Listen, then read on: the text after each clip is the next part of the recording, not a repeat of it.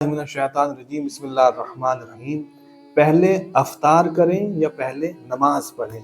یہ سوال اکثر ہمارے سامنے آتا ہے کہ ہم کو کیا کرنا چاہیے، نماز پڑھنی چاہیے یا پہلے ہم کو افطار کر لینا چاہیے۔ جو ہمارے اہل سنت بھائی ہیں ان کے یہاں تو بالکل مکروہ ہے، یعنی اگر روزہ افطار کرنے میں تاخیر ہو جائے تو بالکل مکروہ ہے، لہٰذا جیسے ہی روزے کا وقت ہو فوراً افطار کر لینا چاہیے۔ لیکن فقہ جعفریہ میں ہمارے یہاں یہ مستحب ہے کہ دونوں نماز پڑھنے کے بعد، یعنی نماز مغرب بھی اور نماز عشاء بھی، دونوں نماز پڑھنے کے بعد افطار کیا جائے۔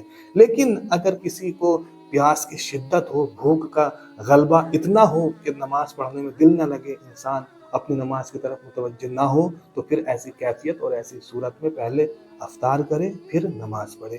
اسی طرح اگر ہم کہیں مدعو ہوں، دسترخوان بچھا ہوا ہو اور لوگ ہمارے منتظر ہوں، تو ایسی صورت میں بھی پہلے ہم کو افطار کر لینا چاہیے پھر نماز پڑھنی چاہیے۔ لیکن پہلے افطار کرنے کا مطلب یہ نہیں ہے کہ وقت سے پہلے ہم افطار کر لیں، اس لیے کہ اگر وقت سے پہلے ہم نے افطار کر لیا تو اس دن کا جو ہے وہ روزہ جو ہے وہ اس دن کا کفارہ ادا کرنا پڑے گا۔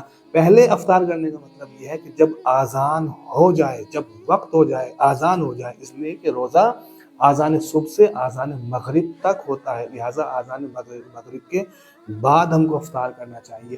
اگر نماز بھی ہم بعد میں پڑھیں تو آذان مغرب کے بعد ہم کو افطار کرنا چاہیے۔ افطار پہلے مستحب اس لیے ہے، نماز یعنی جو نماز پہلے پڑھیں افطار بعد میں کریں، وہ اس لیے کہ وہ نماز زیادہ بہتر اور افضل ہے کہ جو حالت روزہ میں انجام دی جائے۔